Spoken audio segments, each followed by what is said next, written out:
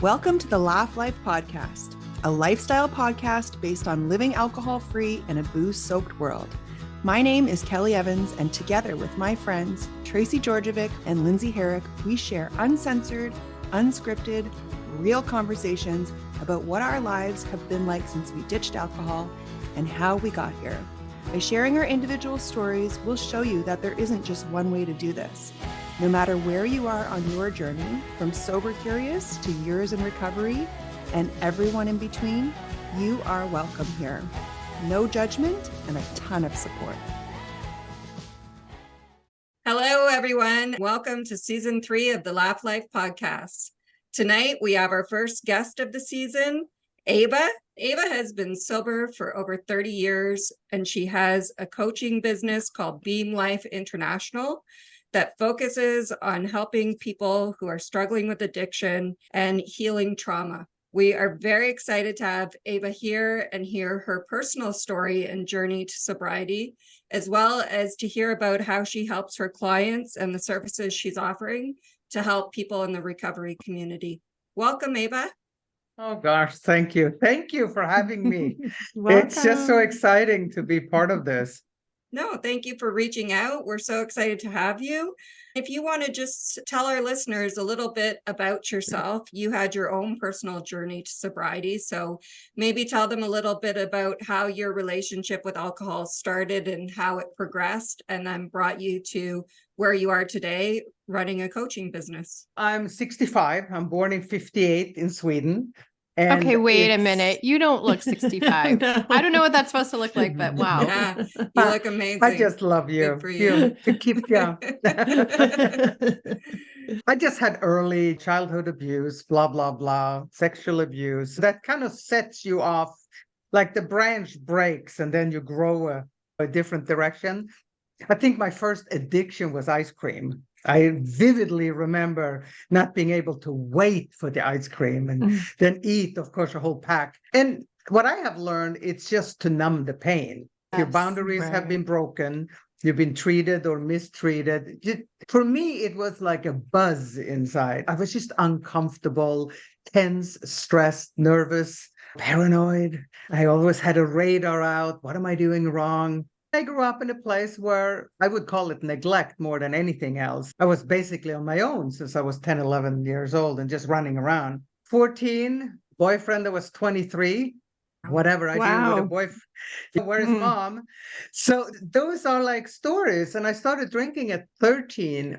And I vividly remember a bottle of red wine. A friend of mine just brought it. And I so remember just having that one slurp.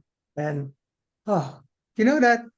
I didn't even know that there was it didn't happen with the ice cream, but it did happen with the alcohol.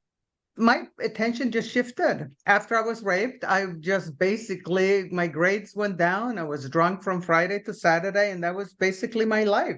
Not necessarily thinking that something was wrong. I moved out at 16 and moved to an island where I could drink as much as I wanted. And just boyfriends and abusive relationships. I don't think I ever picked boyfriend. They picked me. I don't know if you relate, but I had no value. Mm-hmm. I had no decision-making skills or any, that's what I want. It's more, oh, you want me? Oh, okay. It's embarrassing to say. Yes. But, you know, it is this kind of weird, I don't know what's going on. And I think PTS is pretty common with that. And also having been abused or have trauma, it's difficult to know what's going on or to know what to do about it.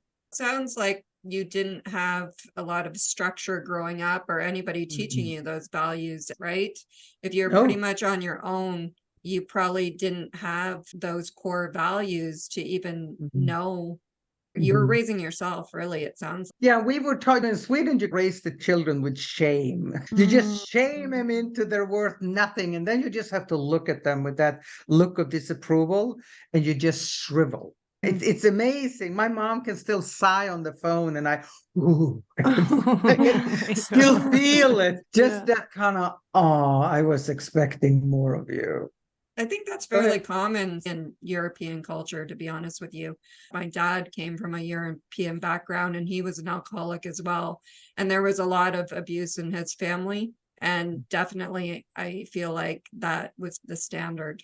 You're basically a disappointment. And coming from that platform is not much you can do to get more value. So I roamed around and I came over to America. It's a long story. So I ended up as an au pair in America at 25. Oh. And then, long story, I ended up in San Francisco and ran on the streets of San Francisco for a while. I married a man. I was 26. I married a man that was 49. Because he told me to. There comes that value again, or lack of. And he was just an outlaw.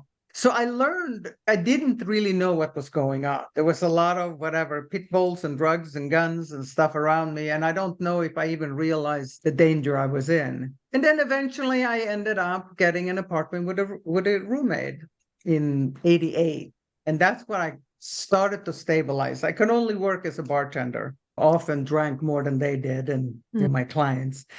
Eventually, I ended up having a roommate, and our next door neighbor was this weird bald guy, crawled up the stairs one day, and we thought, oh my gosh, that's our neighbor? And then when he came out with 3 shot glasses and a bottle of tequila, we thought that's our neighbor. You know? So it's those kind of values. And a year and a half later, we were best friends and we got married. So wow. I married Bob next door, this awesome, solid rock that just accepted me the way I was. It was amazing to be around a man that totally respected you. Mm-hmm. Didn't try anything. He was just a friend. I think, and he was the first person in my life I can remember that would just treat me with respect. It was an amazing feeling. Mm-hmm. But we both were drinkers. I had a 5th of vodka, he had a 5th of scotch, and we watched football. We were heavy drinkers. And in 89, he had a heart condition. He had developed a heart condition, so he needed to stop drinking. And I was going to be this loyal wife. I'm not really an alcoholic. He is. Mm-hmm. I'm just a good wife. We stopped in January 15th, 1990. That's our sobriety date. And from there on, I had 10 months of sobriety when we had Christina. Christina was born with a heart condition, not related. We had to turn off her life support 2 months later. Oh, my. So that was my taste of sobriety.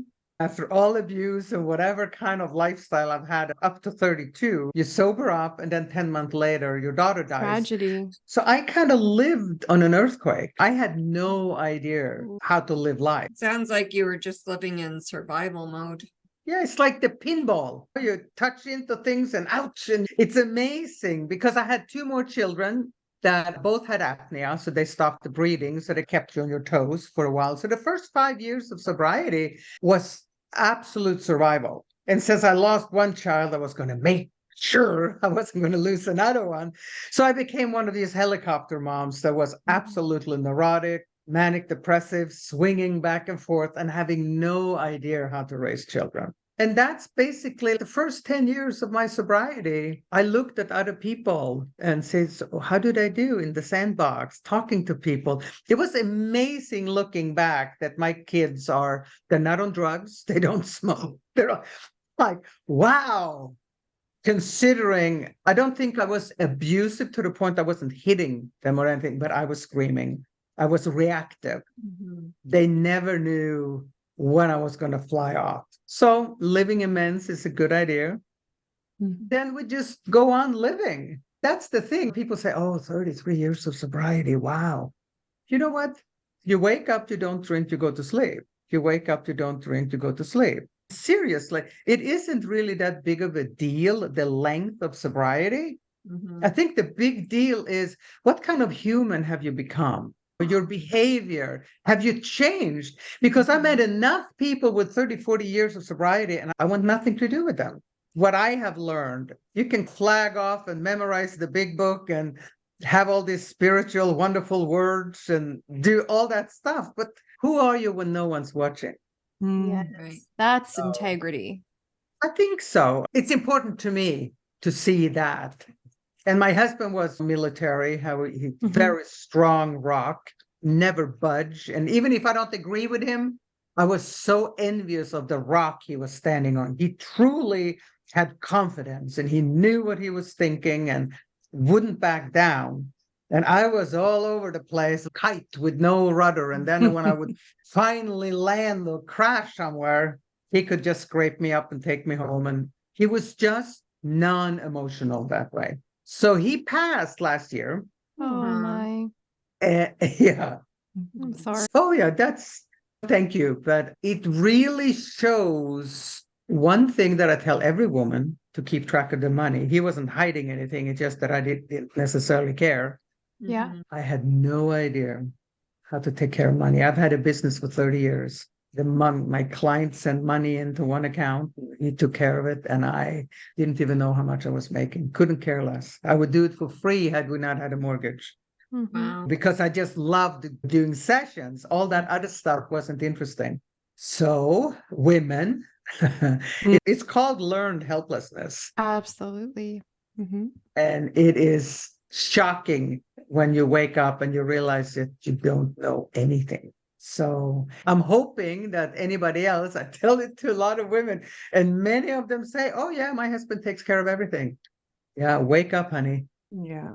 Really? To know what's going on. Yeah.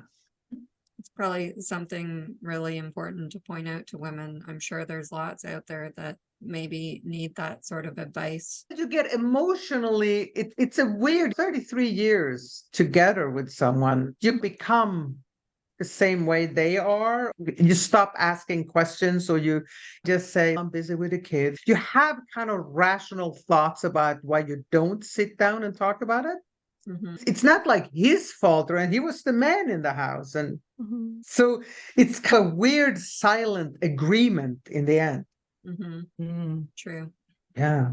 Did you ever have any relapses in that time where you had your sober date and then the tragedy of losing your child and everything? Were there any points in time where you thought, I just can't deal, and started to drink or use a substance again? It was many times like that. I had daily panic attack. When I had the other two children, I was so afraid of them dying. I used to crawl up on the floor with a towel in my mouth and scream because I didn't know what to do. I had this pressure in my chest. My throat was closing. My head was exploding.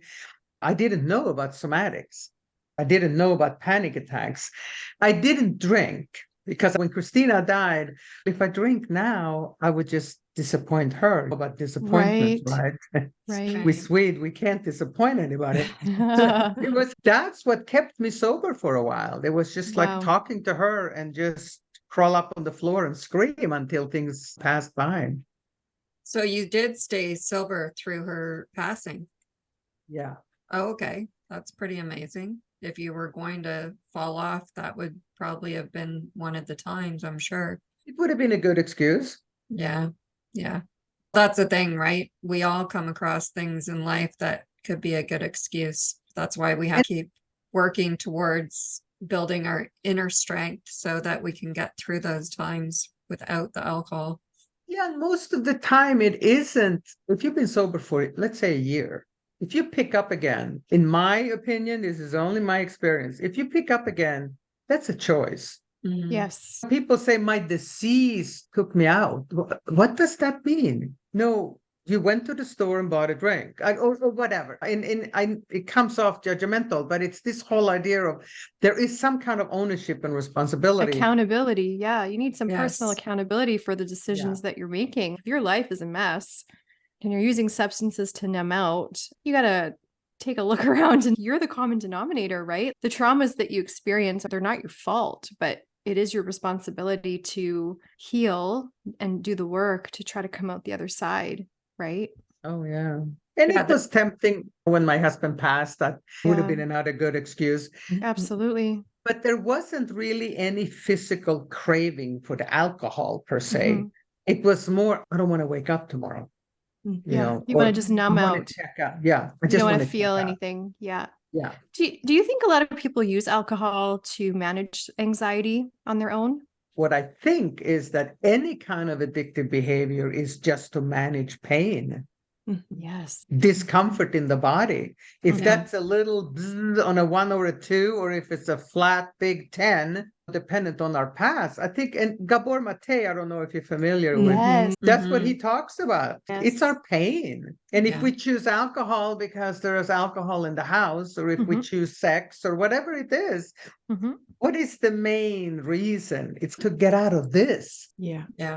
I was going to say, it's almost like we have to find a way to do that, get out of this without the use of a substance to numb us out. Yeah. And I had a client once that she popped Xanax or whatever. I'm not familiar with all the medications, but she started, and then she pops a Xanax. I said, why don't you call me right before you do it? Just when you start feeling that's the only thing that can help you, call me. And if I'm available, I'll show you something. So she calls 1 o'clock at night one day or something. And I gave her totally 24 hours just so we can catch the moment. Wow. And I tell you, she went through the whole anxiety attack and landed on the other side without Xanax. So this is what I'm learning. The anxiety attack, the fear of the anxiety brings on the anxiety attack. If you have never taken one wave, it's like body surfing. If you have never allowed one wave of this discomfort to come up, you don't know that you can. That's right. So and you don't know that it passes either. That's right. Exactly. Yeah. Yes. Yeah. After she went through it, hey, I'd rather sit down and have coffee with you than go through an anxiety attack. But if I have to, if I know this was it'll take 10 minutes and then it's over. She stopped taking it. This is not like it's going to happen to everybody, but she did because she didn't know that it would end on its own. Wow. Because we're taught this. I feel like in society, we're taught to numb it instead of feel it. Not go through it. Yeah. Yeah. We're not taught to deal with things. We're not taught how to deal with things. You're right. There's just too many other ways we can not deal with them. A lot of people are making money off those ways. So why not encourage that instead of encouraging people to heal themselves? Yeah, it's like a lack of trust in ourselves to be able to get through these emotions. Yeah, taking something that's a physical thing that she's actually taking from the outside and putting in her body, where you taught her to trust her body to get through it and feel it. I know that desperation though too. Me Dealt with too. anxiety since I was 12 years old. I was rushed to the hospital in an ambulance at 12 with my first panic attack. Didn't know what the hell was going on, and neither did my parents. And ever since then, it's been an issue. So I know that desperation. And I was always told it's in your head. You have to stop this. You're like, it's in your head. But I wasn't actually given any tools to navigate. And I didn't understand. And I was never told, or it was never talked about why it's happening. And I was never involved in any conversations about how to do damage control before it happens. Meditation, going for walks, drinking water, making sure you're eating properly. Because I think if you can incorporate things like that into your life before it becomes a huge issue. I'm not sure what even triggered my panic attack. I have a few guesses, but I don't know. It just felt like my whole body did something completely 360 on its own. I wasn't in control. I thought I was going to die at 12, and I didn't even understand what was happening. And that was the scariest experience I've probably ever had. But it's almost like we need to learn this at a young age, how to actually take care of ourselves, how to go through emotion, how to let uncomfortable things happen and pass. But also, I think there's a time and a place too for medications and things to help us, but you can't rely on those things either. It's kind of a balance. I remember storming into my psychologist's office. I think I had 5 years or something. I had picked up my 3-year-old in anger. I picked her up and threw her back. And I had this vision that her neck broke. Oh my and God. I freaked out, running into the office the next day and saying, why haven't you given me whatever Prozac or whatever it was popular at that time? Yep. Half of AA is on Prozac. Why don't you get, and just screaming because I think I'm going to kill my children. Absolutely out of control. And she says, if I give you medication, I give you an umbrella. You won't feel the rain, but you won't feel the sun either. Oh my and God. I was like, okay, so when I close my umbrella, I still haven't figured out how to deal with the weather. And she just smiled and said, no. You can't. I had to make a commitment at that 5 years of sobriety that I have to figure out how to deal with my weather. Oh my gosh, the way know. you worded that is just my brain. I'm like, wow, it makes a lot of sense. If you numb it, if you think about a pressure cooker, when the lid's on and we have all these valves, like we drink or we smoke or we whatever it is, we rage or we having time, that's just managing. We're letting out the pressure for the moment, but the heat's still on. It never goes away. Never goes away. You're So not resolving anything. With somatic awareness and that kind of whatever the process I do, then you turn down the heat. And when you turn down the heat, eventually there's going to be so little pressure that you can take the lid off. There will always be bubbles because the blood, we're alive. There will always be bubbles, but nothing like when the heat's up on 10. That's a really good analogy. I wanted to ask you about that. That was one of my questions, Eva. What is somatic experiencing? Because you have that, you're certified in that on your website as part of your business. And it's not an expression I've ever heard. I don't know if our listeners know about it either. So if you could explain, that would be great. Dr. Peter Levine founded Somatic Experiencing, honestly, I don't even, far over 20, 25 years ago. It has to do with the felt sense that comes from Dr. Gedlin and his whole foundation of focusing. It's another way where we learn how to go internally and recognize the physical sensations we have in the body. Wow. When you say, Lindsay, that it starts in the head, I would argue it starts in the body. Yeah. Because the body gets an uncomfortable tweak, and within a nanosecond, the message goes via the vagus nerve up to the brain and tells the brain threat. And then we start spinning. Where is the threat? And we land on something. Right. And then suddenly it's his fault why I'm feeling like this. It's something outside of us because we automatically go outside. So somatic experience, he developed into a body awareness way of resolving the triggers from trauma. Whoa. The pains, because if you read Bessel van der Kolk's book, The Body Keeps the Score, I think that's the name of yes, the body keeps score. The body keeps score. There's no the score. The body keeps score. So then the body remembers everything. That's wow, yeah. Let's say you're 2 years old and a dog attacks you. Right. And then you're 5, 6, and you're just uncomfortable around dogs. Your mom is saying, what's wrong with you? It's just a little, you just have this, You're 20, you're not going to parties that have dogs. And now then you're 30 and you start getting tired of it.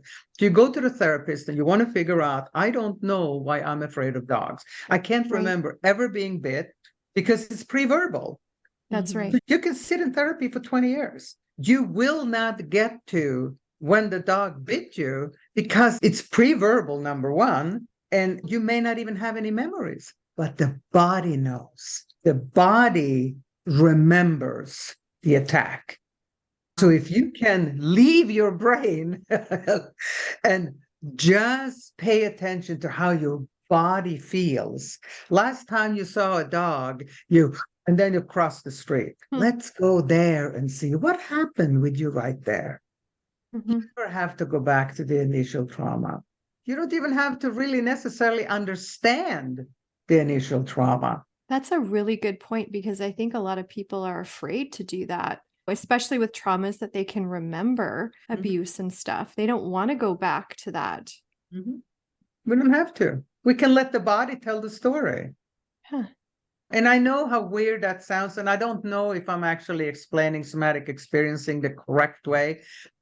You know, these are PhDs that have done this for 20 years, and I'm sitting here with layman terms, but it is a fantastic way to allow the body to just take a little, it's instead of they throw the soldiers now, throw them in the hot tub and burn, you get used to it, right?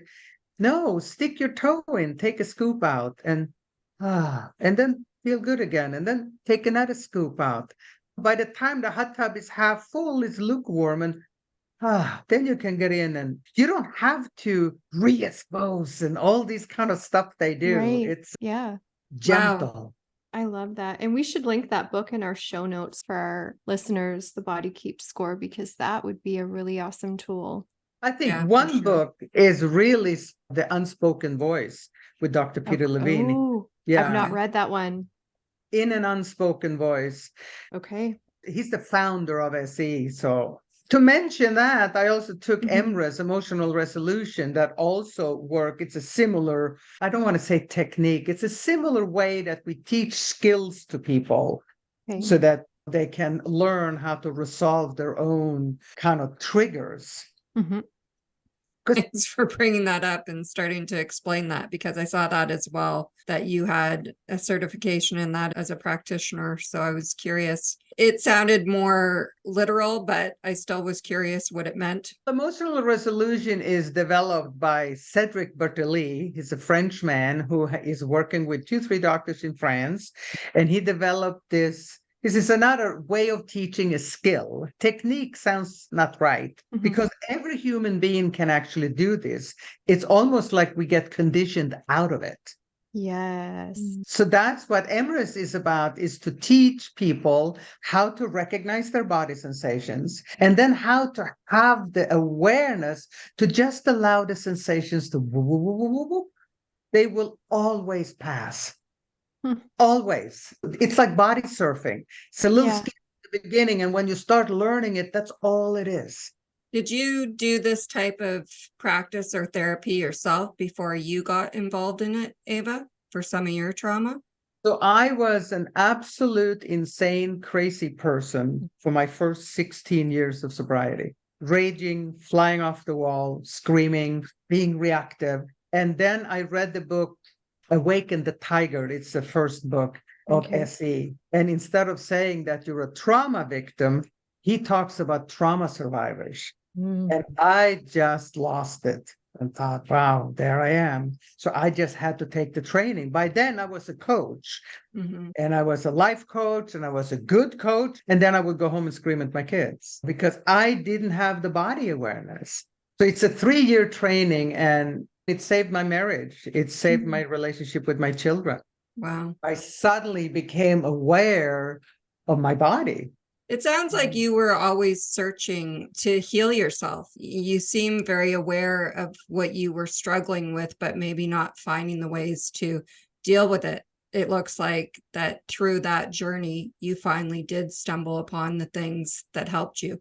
Yeah, and coming from, remember, no value, being a disappointment, all that kind of platform I grow up on, it's one of these desperate ways of trying to become better, to become good enough, like a good enough wife or a good enough mother. Or so I don't know if it is in a selfish way. I need to heal and feel good about myself. I just need to become a better mom. One of those, it's sad to say it like that, but it took a long time, like they say, when you finally earned a chair in AA, when you're finally there for you, you're not there for your kids, or you're not there for your husband or anything. You're there because you deserve to stay sober. That took me a long time. Yeah. So 18 years of sobriety, I was done with somatic experiencing. And it felt like I came up for air, like I'd just been living underwater. And suddenly, it's a whole world out there when you're not preoccupied and self-centered with how you constantly feel when you have PTS. When you're running on survival, you look at the world through a toilet roll. The focus is so on what's wrong that you can't see the beauty. And I think when you focus on what's wrong, that's what you get. You get more of the wrong things, and the now more is going wrong, and now this is wrong, and everything is shit. Yeah. It's interesting what you were saying about how you were constantly losing it and reactive and blowing up, because most of the people I know that have had kind of childhood trauma and didn't really have any kind of structure growing up, I say they never mature emotionally outside of a child's emotions. Like they have no emotional maturity. So the way they react to everything is like a child, like they're still reacting like they're in a 10-year-old's mindset. I remember saying to my psychologist, I have heard that when you start drinking, you stop growing emotionally. So I think I'm about 13. I was 32 at the time. So I'm probably 13. And she looked at me and said, how about 8? Oh, so offended. I was molested at 8. So it makes sense. Yes. It makes total sense. Wow. What you're saying about storing stuff in the body, there's the whole mind body connection, right? But there's also that whole energetic connection. So it makes sense to me that exactly what you were saying. I find it fascinating that, yeah, you wouldn't remember something that happened to you when you're 2. I don't know what your guys' earliest memory is, but probably not at 2. But you're right. Your body was present. So it's not shocking that it would remember. It's very interesting. People can have trauma in utero or a really tough birth, and it sets you up for a blueprint of a total different life than if you did not have that trauma. I think it's part of that. What's even more interesting is exactly what you're saying, Eva, that you can heal it without having to go back to that. If you want to maybe speak a little bit to that, how you would work with someone or some of the techniques you use that would be involved in that, if you were just trying to get someone to be more aware maybe of what their body was telling them. Sure. Do we have a volunteer? Ooh, I like this. Kelly, you're going to do it? All right, here we go. Yeah. So just something light. But if you, as you sit here right now, just notice what happened with you when you were called out. What are you noticing in your body right now? I was just looking at Lindsay thinking that she was going to do it. And I got a little bit tense thinking it might be me. Yeah. So you notice you got a little tense. So you're aware of that tension. Yes. If you think about an overwhelming memory or something that happened a week or 2 ago, not too harsh, just think about something. A week or 2 ago. Just something that pops up.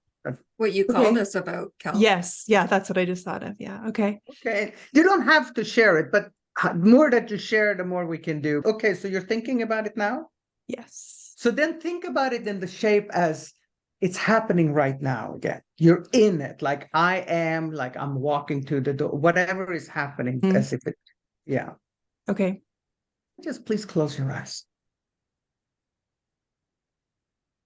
And right now, what are you noticing in your body? My breathing is changing. What else? I can visualize what I was doing at the time. And try to drop the vision and everything and just right into your body. What's happening in your chest, your stomach, your throat? Just notice your body sensations and do nothing. Just notice. And what's happening?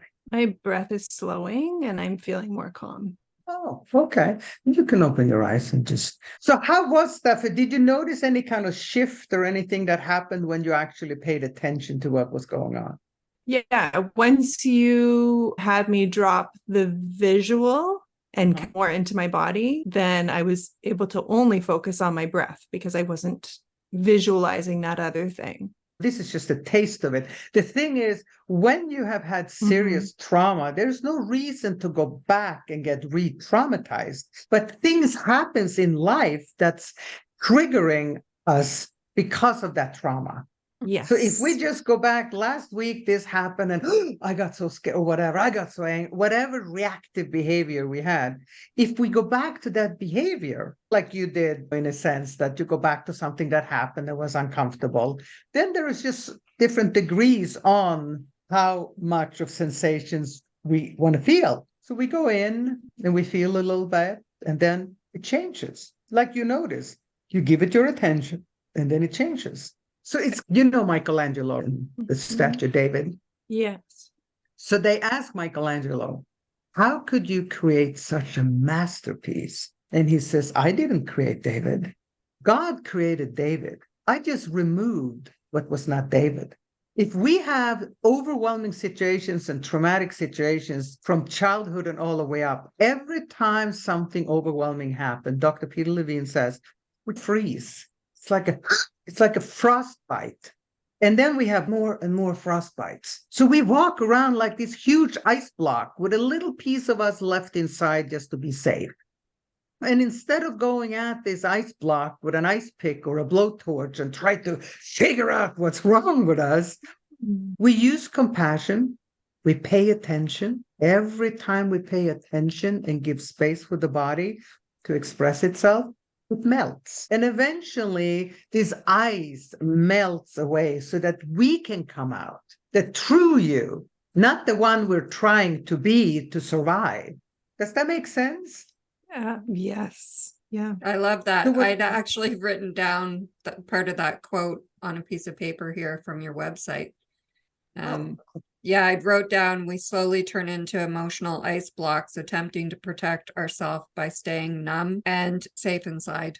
And there are layers and layers between us and the world, Right. you know, because of fear and pain, like Dr. Gabor says. Mhm. So that's what you did now. You just melted a little piece of that ice just by giving attention. Yeah. And I noticed that you didn't guide me through that. You said, just notice. It's very empowering to show people that they can do this in their body. They have the power to heal their own body. Absolutely. And the thing is, my goal is that you will no longer need my services. If I'm good at what I do, you shouldn't need me. And that's the thing. When you do this, Kelly, a couple of more times, you will start feeling more and more confident in the process every time you do it. And then it's, oh, I can do this. I can go a little deeper. It's always good to have someone with you. You just notice the shift you did. That's So really then awesome. would you apply that? I was just thinking when you were guiding Kelly through that, I was thinking I had a situation at work happen this week, and I had a very uncomfortable conversation with a boss, and I stood my ground. But when the conversation was happening, anxiety, I feel like I'm not good at those conversations. I want to be better, but it's like the arms right away start getting hot and tingly. And then I can feel the heat rising up and my face getting red, and I'm breathing and I start shaking. And I'm thinking, as I'm responding, can that person see all of this physical stuff happening? And then I'm like, stop worrying about that and start deep breathing. But also, I want to get my point across and stand my ground in a way that it's, no, you can't take your bad attitude out on me and walk all over me. So doing these somatic exercises, can that help people navigate future scenarios where they're in uncomfortable or traumatic situations? You can even go back there right now, just like Kelly did. Yeah. And if Is that what you would do- suggest? Yeah. Yeah, and if you do right now, you just rewind all the way back and you just look at your boss and you're in the moment as if it was happening. And if you do that right now, and then you would close your eyes, that thing would come back up. And then you resolve it. See, that's the ice. It doesn't come back. It's part of turning down the heat on the stove. When we manage, when you have to, I have to breathe, I have to control or all the thinking, all that stuff is managing. Yeah. And it's just exhausting and it takes everything out of us. Yes. When you finally resolve that trigger, which is probably from far back then, when you resolve that, it doesn't happen again. You can be uncomfortable. It's not like you're just going to stand there and not care. Right. But you will be stable and you will not have all this going on. And it's okay to be uncomfortable. Yeah. Is it because these exercises, is that what you call them, exercises? Not really. Practices. Is it because it's bringing so much body awareness? So then the next time Lindsay's in that situation with her boss, she's done the melting so that she's more aware of that. And it's not that big of a trigger. It's just a couple left because the big blow has subsided. It has melted away. So now next time maybe she gets into it with her boss, number one, she knows it's nothing to be scared of. She's done it before. You can feel your feet. You can getting ready for him. And then just exhale. I wouldn't try to breathe or hold my breath or do anything. Just surrender internally, not to the situation, not to a person. It's never the situation that's the problem. The situation is a trigger for a sensation internally that we have not dissolved. Oh my gosh. Right. That makes sense? Wow. Yes. Yeah. So this is a really good thing to do. You know, somebody feels like having a drink. I was just going to say, aware of how, that feeling. What do you that think I would have sensation. done after this situation at work 4 years ago? On the way home. On the way home, I would have grabbed 2 bottles of wine and gone home and been like, screw all this, and drank. Yeah. Same. Yeah. But that makes sense though, doesn't it? Because that's all you knew at that time. Mm-hmm. Yeah.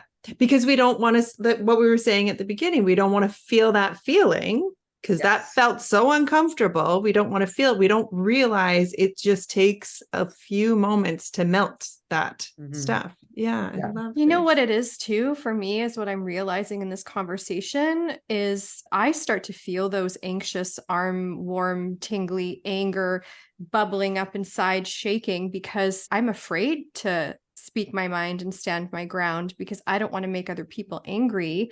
And then I don't want them to look at me in a bad light. Wow. I almost feel that I'm doing something wrong by doing that. So it's like recognizing that, because after that whole thing happened, an older version of me in the past would have been in my office crying in tears after that. Whereas I just took a deep breath, held my head high, and everybody was standing outside my office door because it was a whole show for everybody. And I was like, hey guys, what's up? I'm just going to go over here. And I just continued my day. Like, no, I am confident in who I am. I have value. I deserve to be treated with respect. And if someone's going to be treating me poorly, that's not going to go well. You can't get away with that. That's awesome. Just Even felt there, confident after, even though I was shaken, but I was like, no, I didn't cry. I didn't drink. I didn't feel like escaping it. I just calmed right down after and I just felt good for you, Linz. You were respectful. You stood up for yourself. You spoke. Because oftentimes when things like that happen and confrontations happen, there are things that you're thinking in your brain and in your mind that you want to say and you never do. Right. But I said it, not in disrespect, but just it's your lack of communication that caused this, right? Yeah, I just felt pretty good after. Awesome. You go, girl. That's where we want everybody to be. Just that whole idea, because we're pretty conditioned just being women. Most of the women I have, we're conditioned to not get angry, to not make a fuss, all that stuff. And dependent on our mothers or how we're raised, there's a lot of that is there also.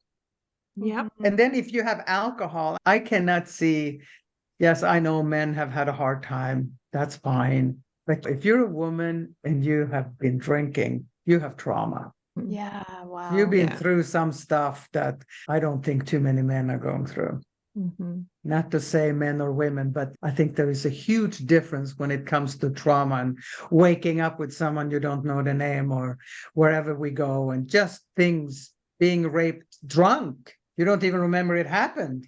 Yeah, I think that's a secret that a lot of men carry. And I think that's why a lot of them drink too. Oh, I can totally hear that. Yeah. I thought there were more women. I don't have the statistics on it. Yeah, unfortunately. I think you're just speaking to the vulnerability factor, because I touched on that even in our last episode, because I have a daughter. It doesn't matter how far women have come. There's still a vulnerability factor that exists for us that doesn't for men.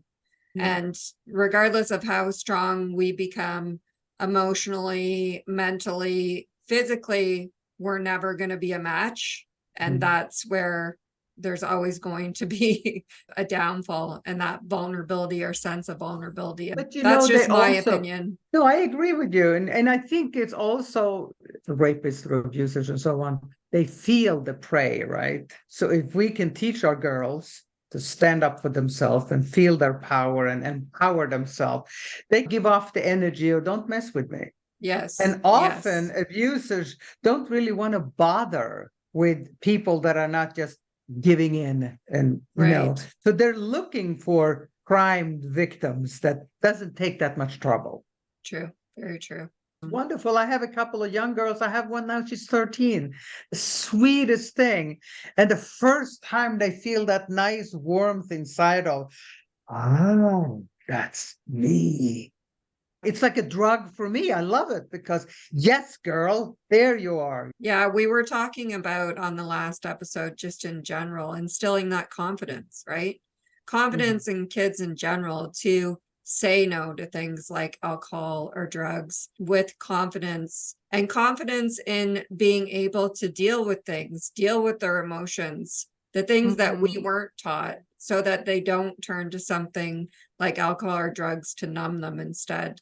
Yeah. And confident being themselves. That was a Yes. big thing for me. I didn't Yeah. feel I was shoved into a little box of you need to be this way and this way. And that wasn't me. So yeah, I love seeing some of the younger ones coming up that are just so free to be themselves. Yeah. I was thinking what you said earlier, Linz, about how anxiety and panic attacks, we're told it's in your head, which is what I always believed too. Like, I always believed I had the power to control it within my mind. But now I know that it's not in our minds where we have to control it. It's in our bodies. So thanks so much for teaching us that, Eva, because I think that is going to make a big difference for all of us, because we've all experienced anxiety. I know for me, my anxiety was at like an all-time high when I was drinking. So that was a huge motivation for me to stop drinking, because of the way I woke up every day feeling that, like you said, buzzing vibration of anxiety in my body. That really, I believe alcohol was a big contributor to that, because I've been fortunate enough since I stopped drinking not to feel that way. But it is not a nice way to feel within your own body. That's why a lot of people do drink, like Kelly had alluded to get rid of that feeling, that uncomfortableness in their body. And just to think, if you're uncomfortable, if you can just stop and look at your environment and ask yourself, do I feel safe right now? If the answer is no, of course, remove yourself. But if the answer is, yeah, I feel pretty safe, then just drop. You can even close your eyes if nobody's around and just drop and then check. What am I feeling in my body right now? There's a great guy, Dr. Huberman. I don't know if you're available. Yes. Yeah. Listen to him all the time. Yeah, one of his snippets are about alcoholism. And he talks a lot about why and how we behave, and why, like you say, the anxiety after the drinking. So it's so many things out there. 20, 30 years ago, there wasn't this obvious, oh, you can just ride a wave and don't fight the anxiety, just surrender and let the wave come through and all that stuff. Back then, I was holding on with a towel in my mouth, screaming, right? Because I had no idea what to do with it. Yeah. Eva, how can somatic awareness then help somebody that's struggling with their relationship to alcohol? First, notice your triggers. When is it you want to drink? Some of us just wake up. I chugged a pint before I opened my eyes. I needed that to get up to 0. So catch yourself. When are you drinking? And then if you can, just wait 10 minutes. Don't say, I'm not going to drink. Just, okay, try. I really want to drink. I'm going to wait 10 minutes. I'm going to have a drink in 10 minutes. But right now, I'm going to sit and write down how I feel. And then I'll have a drink. We stopped cold turkey. I don't know how you did it. If you can, or however you do it, I'm not the judge of that. But if you can find your triggers, because most people I work with have 10, 20, 30 years of sobriety. Some are suicidal, some are homicidal, because they have not learned how to recognize their triggers. That's all it is. And then do just what you did, Kelly. Look at it, embrace it, acknowledge it, and it will shift all by itself. So recognize the trigger. Wow, You know? love that. It's a good reminder. Let's say I'll quit drinking in a month or something, but before then, I'm going to, every time I drink, I'm going to take 10 minutes, I'm going to do that. Then I'll have a drink and see if I really still want it as badly as I did 10 minutes ago. More mindfulness. I'm going to try that technique now, Eva, with sugar. I got a big over the glass of alcohol. water. Now I need to work on the sugar. With sugar, it really works. I've been off it now for 60 days and my daughter is off it. And to be honest, the first 30 days are the worst, definitely. But if you can, whatever your drug of choice is with sugar, just give 10 minutes and sit, and you might get really angry, irritated. You might, screw this exercise, I'm just going to eat. Whatever you think, if you can put a timer on 10 minutes. Wow. And just sit with that. Call me after this. It's on me. Do a free session. I don't care, just so that I can teach you this, because you connect with so many people. So if they can learn, then it just spreads. No, I think it's amazing. I think what you're sharing with us here is very powerful. So I think our listeners are very fortunate that you came on to share this with us. I feel very fortunate. Wow. Eva, where can people find you? Where can they connect with you, or on social media? On social media, that's my weak spot. So What's your website? My website is evaangvert.com. EvaAngvert.com. They can book a free Q&A. I'm more than willing to spread the news. It's wonderful to see people just to develop agency. Yeah. To develop their own, this is me. You see what I mean? Yes. Yes. Yeah. So powerful. Yeah. That's the most amazing part, I think, about not drinking. The message we try to share all the time is how much better your life is and how much better of a version of yourself you are, because you really come into yourself as a true being without hiding behind anything else. All that you have gained from not drinking, everything I have now, my sense of self, my children, my blah, blah, blah, all of it fits in one shot glass. Wow. Only need one glass. And then if it doesn't happen tomorrow, if it happens in a year, you will systematically lose it all. Wow. Wow. Thank you so much, Eva. This has been amazing. This has been amazing. Great to meet you. You guys are amazing. Thank you. Oh, you're amazing. Yeah. Thank you so much for sharing your time and energy with us. You're an amazing inspiration. At how old did you say you were? Just 65. The way you look. 65 and 33 years without alcohol. It's amazing. Yes. That's crazy. Wow. So thank you so much. We will share all your contact info, whatever we have, with our listeners. Thanks to our listeners. You can find us at Laugh Life Podcast on Instagram and in our Facebook community at Laugh Life, and on our new website too. Woohoo. At www.laughlifepodcast.com. So check out the new website. And to all our listeners, thank you for listening. And until next time, keep laughing. Thank you for listening. Please give us a 5-star rating, like and subscribe, share on social media, and tell your friends. We love getting your feedback and ideas of what you'd like to hear on upcoming episodes of the Laugh Life podcast. If you yourself are living alcohol-free and want to share your story here, please reach out.